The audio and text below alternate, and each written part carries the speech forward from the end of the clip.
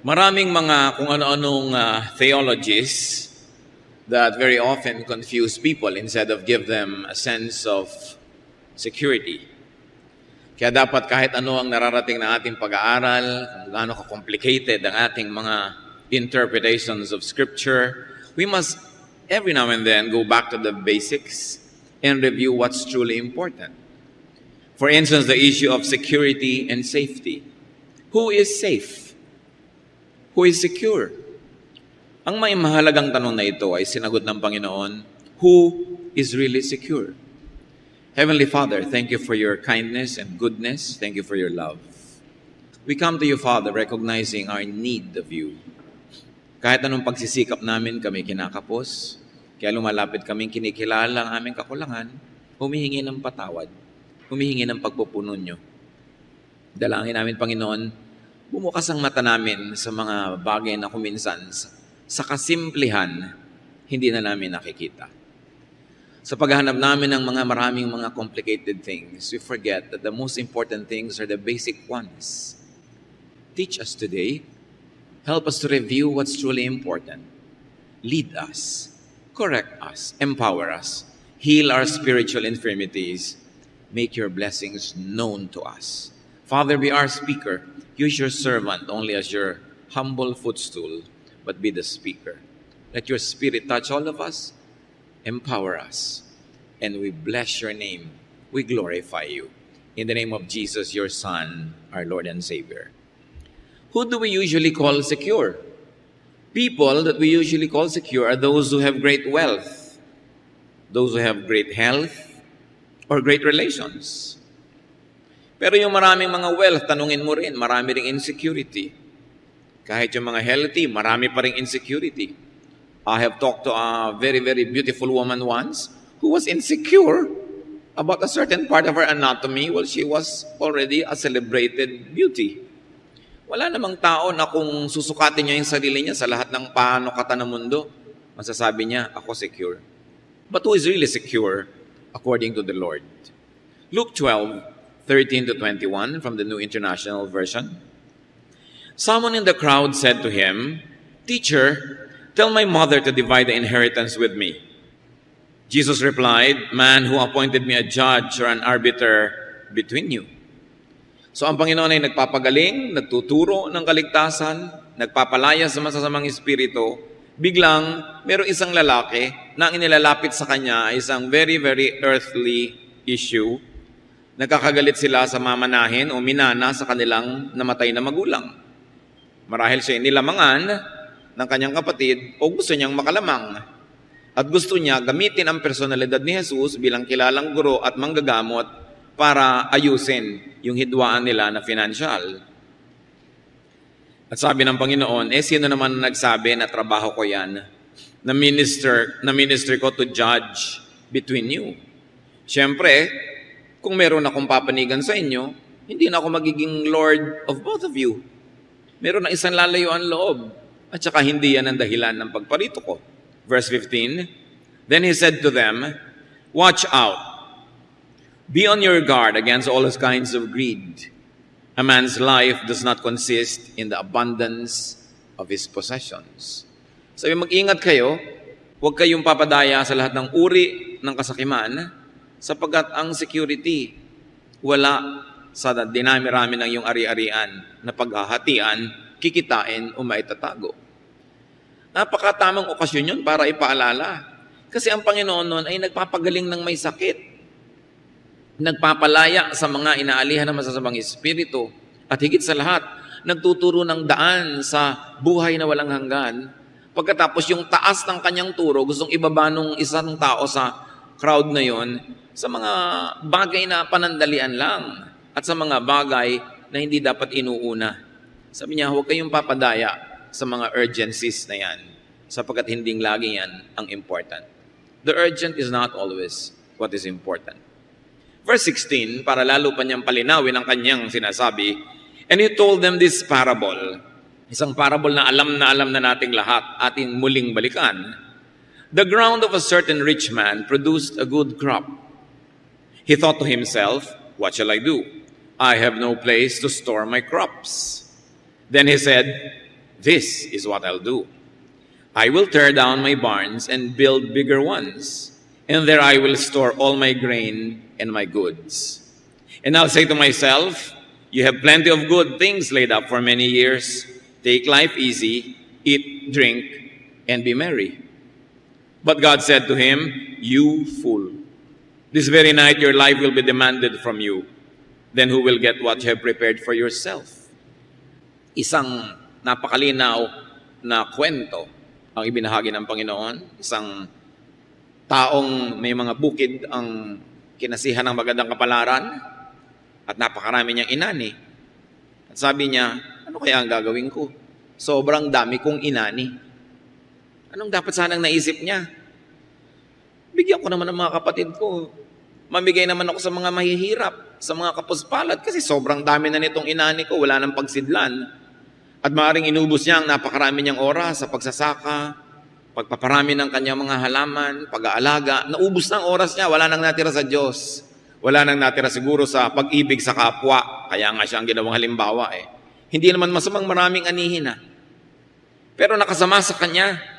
Dahil ngayon dapat na may inani na siya, nagbibigay na siya, magpapahinga na siya, at lalo naman magbigay na siya ng oras sa Diyos, hindi. Magiging busy na naman siya. Sabi niya, sa dinami-rami ng inani ko, anong gagawin ko? Kailangan wasakin ko ngayon ang aking mga kamalig, ang aking mga lalagyan, ang aking mga storehouses. Siyempre, oras na naman ang uubusin nun. At papalakihin ko. So, gawaan na naman ang mga kamalig. Naging problema ang pagdami ng kanyang inani. At pag natapos ko yon, sabi niya, siguro abutin nyo ng ilang araw, ilang linggo, ilang buwan, magkakaroon ako ng oras sa sarili ko. Sasabihin ko ng aba, you are secure. Magpahinga ka na, magpasarap ka sa buhay, uminom at kumain.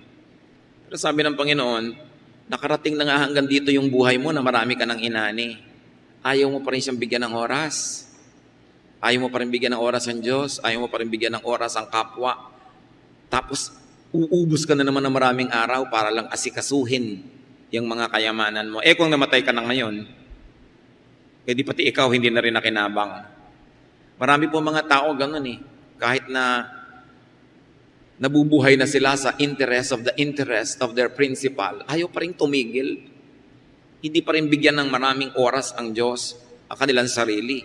Hindi pa rin makapagpahinga. Wala pa rin oras sa asawa, wala pa rin oras sa anak. Ang dami-dami nang naipon, ayaw pa rin tumigil. Sabi ng Panginoong Yesus at sabi ng Diyos sa langit, hangal ka ba? Wala ka nang ginawa kundi mag-ipon. Kung namatay ka na ngayon, hindi mo magagamit yan. Yung asawa mo mag-aasawa ng iba, yung asawa niya ang gagamit niyan, di ba? Bakit hindi ka gumamit ng panahon mo sa tama? Magpahinga ka, kasama rin yun. Maglingkod ka sa Diyos.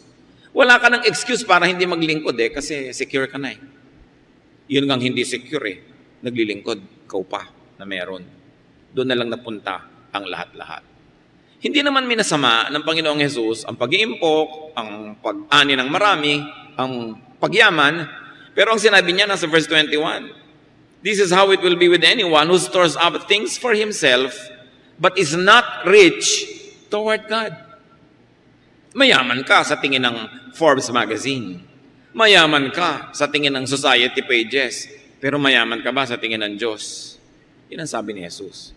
Ngayon, kung mayaman ka na sa tingin ng tao, mayaman ka pa sa tingin ng Diyos, yun ang mainam. Pero kung kailangan mo lang pumili, sa tingin ng Diyos o sa tingin ng tao, hindi tayo dapat nalilito. Sapagkat dapat sa Diyos tayo mayaman. So, hindi pinatulan ng Panginoon yung pagtatanong sa Kanya para ayusin niya yung hidwaan ng magkapatid. Sabi niya, that's not the issue. Who is really secure? Not the one who gets the inheritance. Ikaw man o siya, ang kumuha niyan, mamamatay din kayo. Hindi rin yan magbibigay ng security. Not the one who gets the worldly wealth. Jesus clarified and emphasized his non-involvement in material and financial disputes of people. He was not to mediate, arbitrate, and get involved in such issues. Sabi niya sa John 18:36, my kingdom is not of this world. Kumisa, nakakatawa kasi may mga members na mag-uutangan, magsososyo-sosyo, Tapos magkakagalit at heto, sasabihin sa pastor, sabihin niyo po kay Brother Max, bayaran ako. Teka, kaharap ba ako nung nagputangan kayo? Bakit sinasangkot niyo ako ngayon sa singilan? No? Nandun ba ako nung nag-invest kayo? Tapos ngayon gusto niyong makialam ako dyan. Kasi sa ganyang mga hidwaan, pastor ka ng lahat. Pag may kinampihan ka, yun mang naniningil o yung ayaw magbayad, may kinampihan ka na. Naapektuhan na yung spiritual ministry mo sa lahat. Kaya dapat hindi ginagawa ng mga members na kolektor, yung mga pastor nila. Taga-ayos sa mga gulo-gulo ng mga magkakapatid. Meron pa minsan, isang ang yamang pamilya, nagkakagulo din sa mga hatian ng mana. Sa akin ba naman dalhin yung issue? Sino naman ako para hati-hatiin yung mana nila? Mabuti sana kung kaparte ako. Taga-hati ka lang, taga-dasal.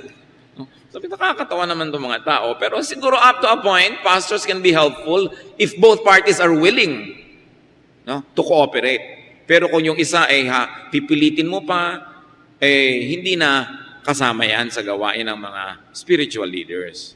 Maybe up to a point. The church can mediate, the leaders can, but only up to a point.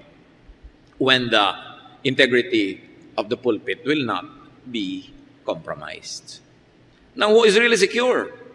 Not the one who owns a lot of things, but those who are rich in God's eyes. Alam na natin yan, pero kailangan maalala yan kasi nalilimutan din natin yan. Kahit ang laki-laki pa ng Bible mo, simba ka pa rin ng simba.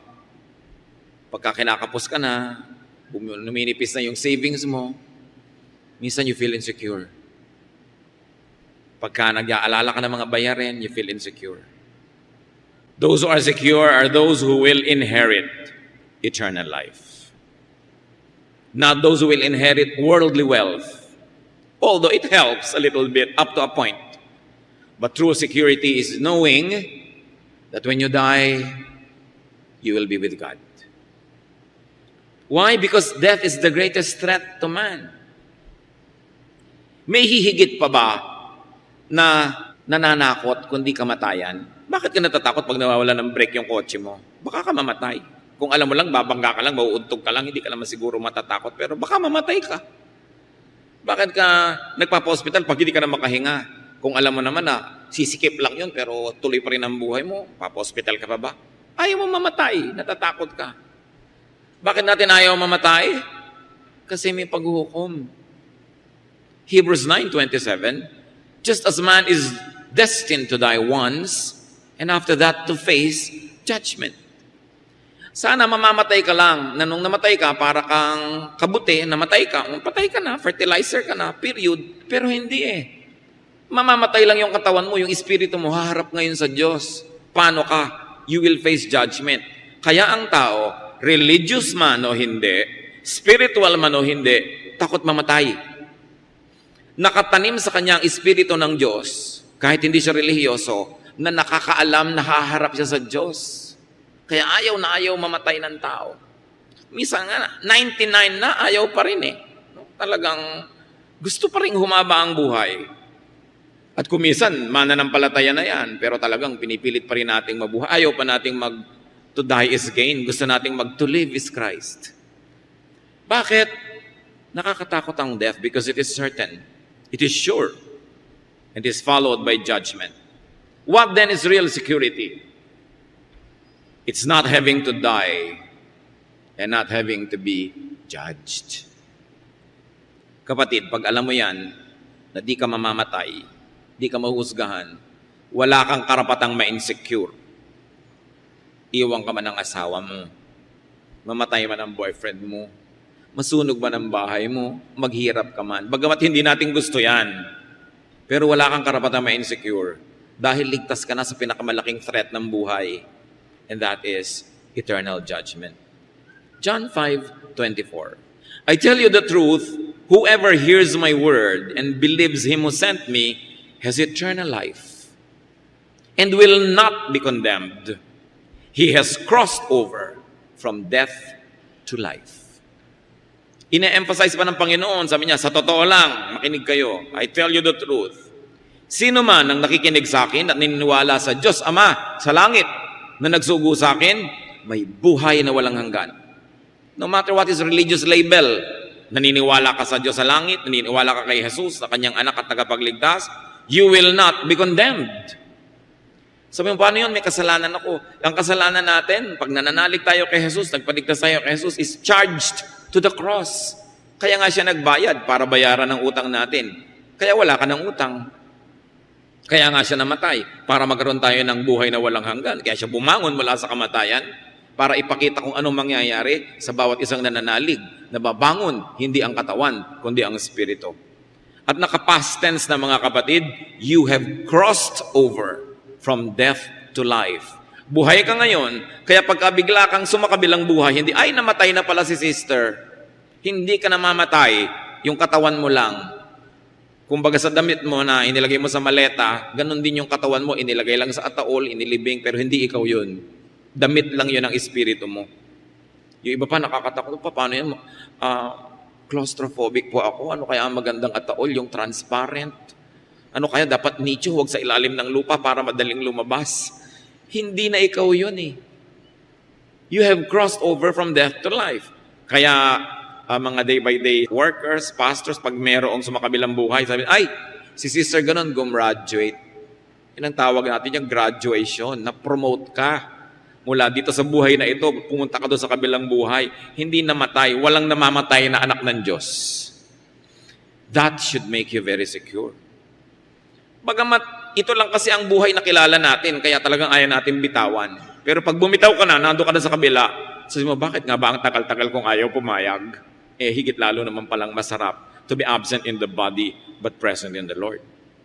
Pero hindi natin minamasama na gusto nyo ang buhay. Gusto ko rin. Dahil isinulat din sa ating puso ng Diyos na mahalin ang buhay kasi siya ang nagbigay nito.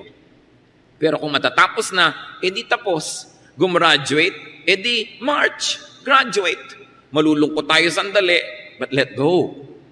Because people of God go back to God. Romans 8:1, therefore, there is now no condemnation for those who are in Christ Jesus. Wala na. Wala nang uusig sa'yo. Hindi bang isa pang nakakatakot bukod sa mamatay, yung mabisto ka sa mga kasalanan mo? Mahusgahan ka ng kapwa? Makulong ka kaya? O kaya mawala yung favor na tingin sa'yo dahil na-condemn ka? Pero sabi ko na kay Jesus ka na, in the eyes of heaven, there will be no more condemnation. Napakasarap nun na alam mong di ka na uusigin pa. 1 Corinthians 15:55, nasabi tuloy, where, O death, is your victory? Where, O death, is your sting? Kung ang pinaka-nakakatakot na sa buhay ay yung mamatay at hindi na rin yung nakakatakot, ano pa ngayon ang nakaka-insecure na natira? Dapat lahat maliliit na lang, hindi minamalaki. It is true, we feel insecure about some things. We feel insecure about losing loved ones and things. We feel insecure about our finances. Hindi natin aalisin yun dahil tao tayo. Nangyayari yun. Pero hindi dapat malakihin. Hindi dapat patagalin. Tulad ng sabi ni Martin Luther, you cannot stop birds from flying over your heads, but you can stop them from nesting in your hair. So hindi mo rin mapipigil, dinadapuan ka ng mga insecurities, mga pag-iisip, pero hindi dapat patagalin. Kasi hindi bagay sa mga nananalig sa Diyos. Itinataboy agad yan ng panalangin, itinataboy ng pasalamat sa Diyos when you sit down and count your blessings and think about eternal life. All of these insecurities will just be tiny dots in an otherwise long, happy, endless line. Dapat meron kang sense of proportion of what eternity is. Real wealth, according to Jesus, is what is stored up in heaven. Yun ang tunay. Real wealth is what is to be enjoyed in eternity. Sometimes deposit ka ng deposit sa bangkong fly-by-night, biglang nagsara, nandun lahat ang pera mo, kaya eto ka ngayon, hinahanap mo si Crispin at Basilio. Bumili ka ng insurance, kung ano-ano na yung pala tumakbo uli. Eto ngayon, yung pera mo nawala. Pero pag doon ka nagdeposito sa langit, walang takbuhan, walang mawawala, kasi Diyos ang nag-iingat. That's why you feel secure. Nakaka-insecure syempre na ini-invest mo lahat ng pag-ibig mo sa kapwa-tao mo. Kaya nanay mo yun, o asawa, o anak. Kasi mamamatay yun, mawawala. Minsan iniiwan ka dahil ayaw na sa'yo. Minsan naman, gustong-gusto sa'yo pero namatay. Ano magagawa mo? Kaya pati pag-ibig, Diyos dapat ang unang iniibig, yung number 1. Para yung mga number 2, number 3 sa buhay natin na mahal natin, mawala man o dumating, there is a number 1 that keeps you steady, and that is the love of God. Kaya napakahirap yung tao, ina-idolize mo, inilalagay mo above God. Kaya ang sabi sa Bible, love God above all. Above all. You know why? Because God knows that He will never leave us. He will never depart from us. That's why He wants to be number 1 in our lives for our own sake, so that we will feel secure. But what will happen pag ginawa mong number 1 tao? Kakabaka-baka. Pagka tumitingin-tingin na sa sex yung asawa mo, tumatahip ng dibdib mo. O kaya yung asawa mong babaeng nagtatrabaho abroad, biglang dumalang na ng dumalang ang pag-text sa'yo. Kinakabahan ka na. Siyempre, kahit ka naman nasa Panginoon, nervous ka rin. Pero iba yung number 1 sa'yo, Diyos. Hindi ka sobrang nakaasa sa kapwa mo para ka sumaya. Dumating siya, bonus. Wala siya, meron ka nung minimum, God's love. And that minimum is a lot. That's why yung priority sa Panginoon, dapat inuulit-ulit natin sa ating sarili yan. Kasi pati mga mananampalataya, nalilimot yan, nahihibang pag na-in love, nahihibang pag nagtrabaho. Nung wala pang trabaho, naglilingkod sa Diyos. Nung nagkatrabaho, talagang tinalikuran na lahat-lahat. Nung hindi pa napopromote, mabuti may ministry. Nung napromote, nawala na. Padala na lang ng padala ng tseke. Hindi ganun yun Hinahanap ng Panginoon, personal na paglilingkod mo. Hindi ba kaya ng Diyos magpadala ng tseke niya rin? Pero bakit si Jesus hindi nagpadala ng proxy? Siya yung namatay sa krus. Dahil gusto niya personal. Dapat naman may personal tayong paglilingkod. Kahit gano'n ka pa, ka-successful o kalaking tao. Luke 18:22, when Jesus heard this, He said to him, you still lack one thing. Sell everything you have and give to the poor, and you will have treasure in heaven. Then come, follow me. Sino yung kausap niya? Isang rich, young ruler. Sabi niya, anong dapat kong gawin para mapasama sa inyong Jesus movement? Anong dapat kong gawin para pagharian ako ng Diyos at mapunta ako sa langit? Sabi ng Panginoon, sundin mo lahat ang utos. Alam mo yun. Sinunod ko na pong lahat. Sa inyo, buwes, isa lang kulang sa'yo. May isa ka pang Diyos Pera. Pamigay mo lahat. Patunayan mo na gusto mong sumunod sa akin. Pag naipamigay mo na, halika, join us. Umalis yung taong yun na malungkot. Kasi ang yaman niya Hindi niya nabitawan yung kayamanan niya. Siguro 30, 40, 50 years later, namatay siya. At kung hindi siya nagbagong loob, na-judge siya. Ano ngayon yung kayamanan niya ngayon? 2,000 plus years na yung lumipas. Habang panahon niyang pagsisisihan yung mali niyang desisyon. Ngayon, hindi naman pinapamigay ng Diyos sa lahat ng mayaman yung kayamanan nila bago sila maging mananampalataya. Ito lang kasing taong to may particular problem. Mas mahal niya yung pera kaysa sa Diyos. So, hindi siya talaga pwede sumunod. Kaya, yun ang ipinapag-give up sa kanya. Kung minsan naman, ang ipapag-give up sa'yo, yung kirida mo. Kasi yun ang mas mahal mo kaysa asawa mo, kaysa sa Diyos. Kaya yun ang hihingin sa'yo ng Diyos na ibigay mo sa kanya. Bakit si Isaac hiningi kay Abraham? Siguro sa tagal na nag-aantay si Abraham ng kanyang anak sa kanyang tunay na asawa, nung dumating yung anak, maaaring naagaw na nung anak na yun ang pansin ni Abraham. Maaaring wala nang minahal at pinansin kundi si anak. Kaya sabi ng Diyos, ibigay mo sa akin ang anak mo. Kasi ang Diyos will tolerate no rivals in our lives. Sabi niya, I am a jealous God. Kailangan mo ako mahalin. Kaya pati si Abraham, na patriarch ng ating pananalig, sinubok. At salamat naman, pumasa. Hindi siya nagatubili na patunayan sa Diyos kahit anak niya, ibibigay niya para sundin ng Diyos. Ngayon, kung si kumari lang yung i-give up mo, huwag ka na mag-isip-isip. Hindi na pinag-iisipan yan. Diba? Kung ibibigay mo lang yung oras mo sa Diyos, ibibigay mo lang yung vision mo sa Diyos, kailangan pa bang i-memorize yan? Kailangan alam mo kung sino ang Diyos sa buhay mo. So, Jesus wanted, and you see in this teaching, sabi niya, ipamigay mo sa mahihirap. Kasi, ang ministry ng Panginoon, hindi lang para magpagaling na may sakit. Hindi lang para papuntahin ka sa langit. Gusto rin ng Diyos magkaroon ng a better distribution of wealth. Nung panahon niya, tulad din sa panahon natin ngayon, konting tao ang sobrang yaman at maraming tao ang sobrang hirap. Gusto rin yun i-address ng Panginoon. But Jesus did not teach the poor to rebel against the rich, to revolt in a bloody uprising, but Jesus taught the rich to give to the poor.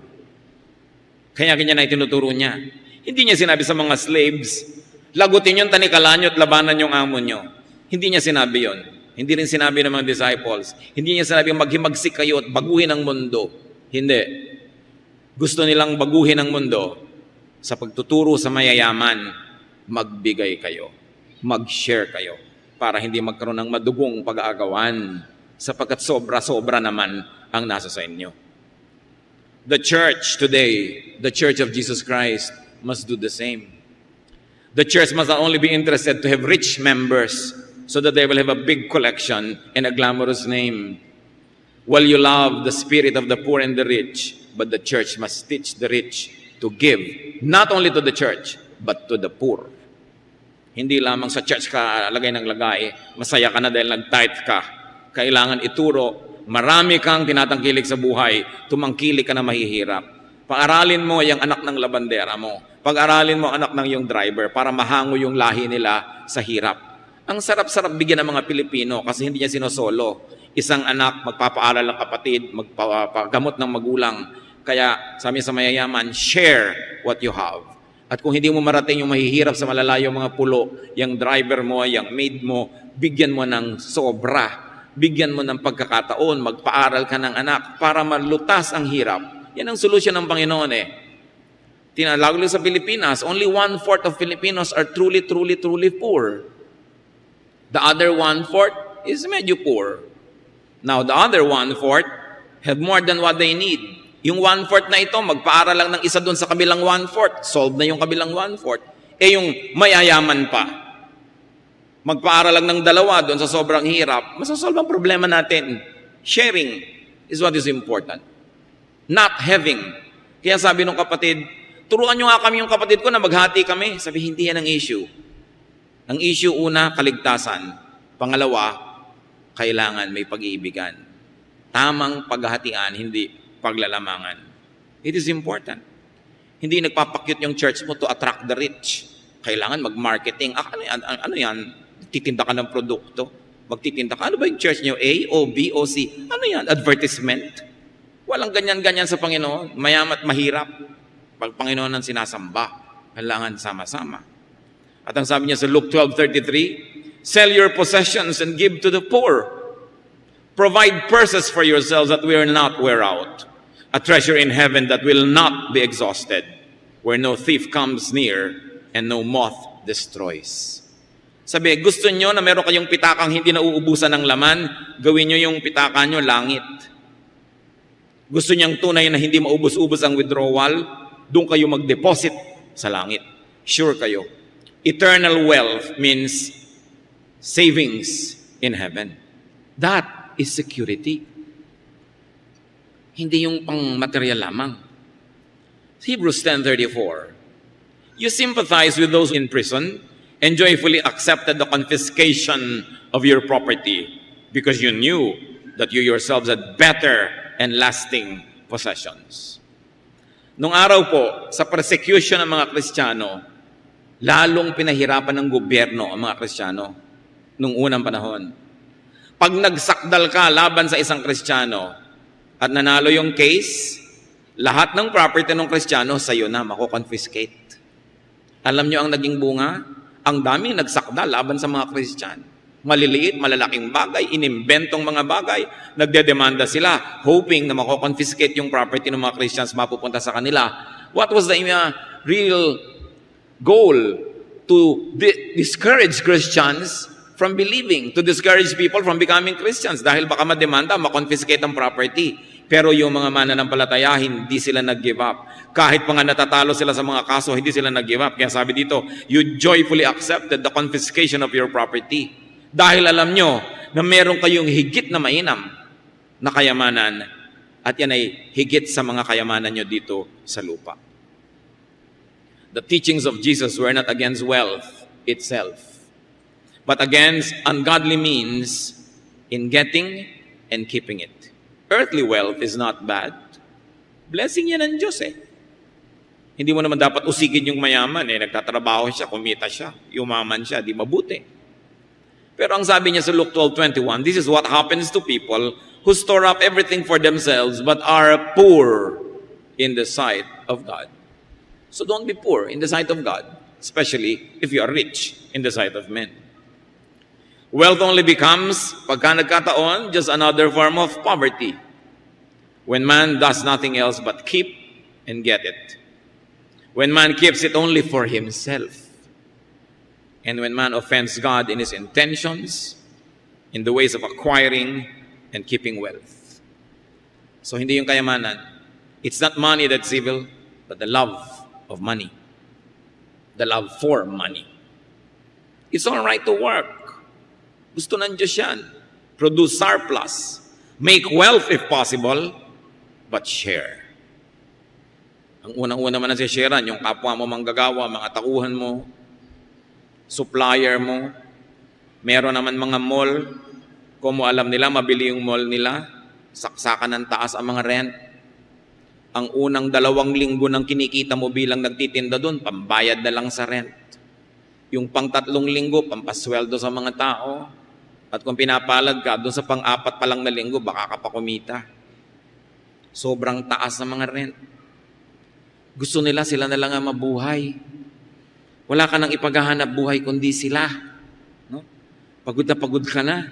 Ang daming araw, lakad ng lakad, trabaho ng trabaho, pawis ng pawis. Lahat ng pera nila papunta lang sa isang bulsa.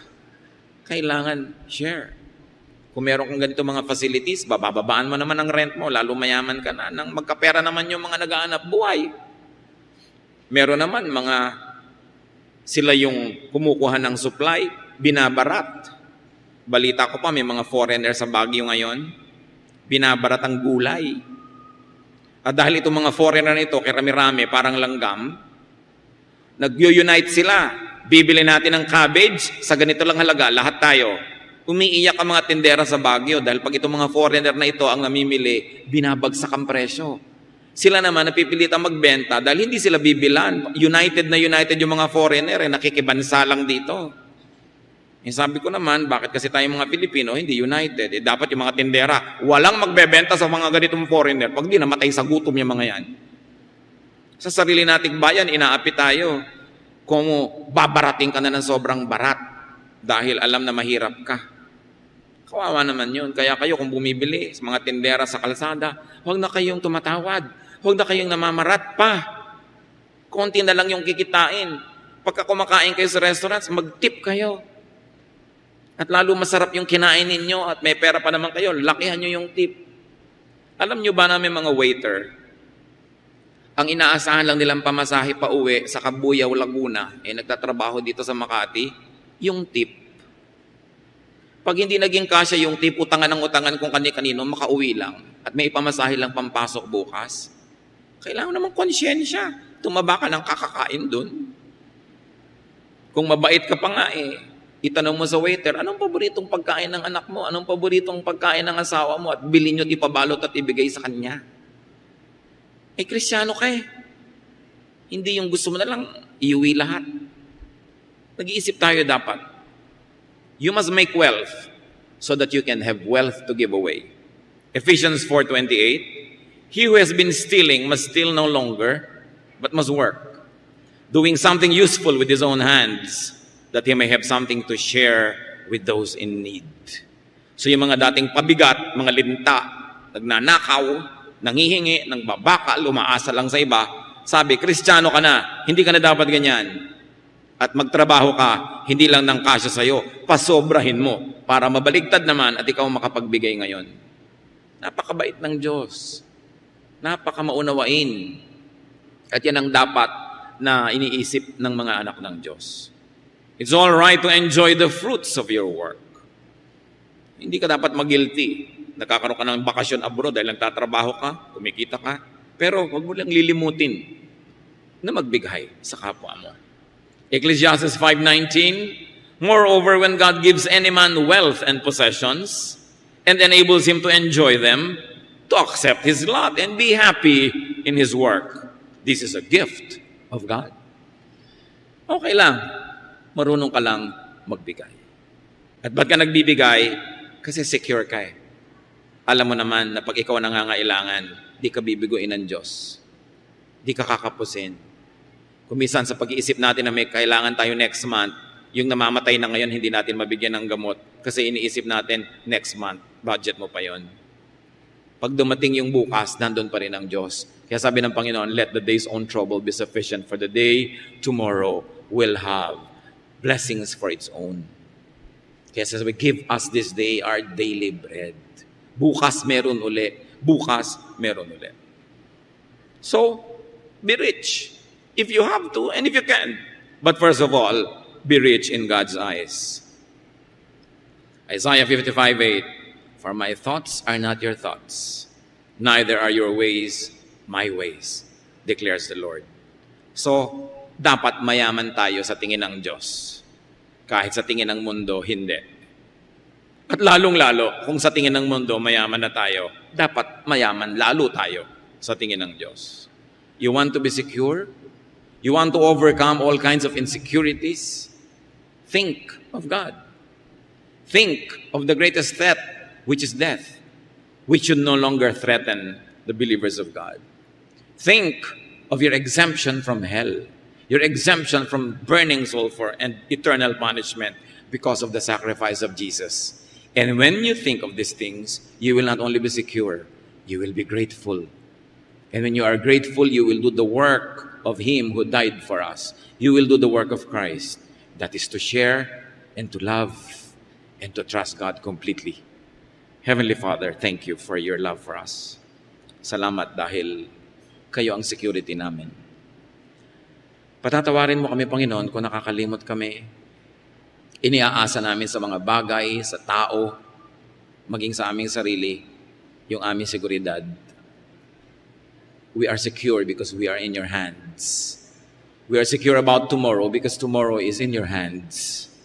And we are secure because we don't have to face judgment if we are in your Son, Jesus. If we have Him as our Savior and as our Lord. Pag ninenervyos kami, Panginoon, pag kinakabahan, pag nagkakaroon ng mga anxieties, pag nagkakaroon kami ng mga panic attacks, ikaw ang maging sustainer namin. Maalala ka namin at kami makalma, Panginoon, mapanatag, matahimik. Kung kami nawawalan o nangangambang mawalan ng mga mahal sa buhay, sa iyo kami kumapit. Gawin ka naming number 1 ng buhay namin. At kung may hinihingi ka sa amin, kayamanan man na dapat ipamigay dahil nagiging Diyos, o mga maling relasyon na dapat putulin dahil ayaw mo, huwag kaming malito. Sumunod kami sa iyo because you are really what we need. You are our security. You are our salvation. Magbulay-bulay tayo sa Panginoon, mga kapatid, kung ano pa mga personal na kahulugan nito, that we are secure in Jesus, kung anong kahulugan nito sa pang-araw-araw nating buhay. Be with God alone in silence.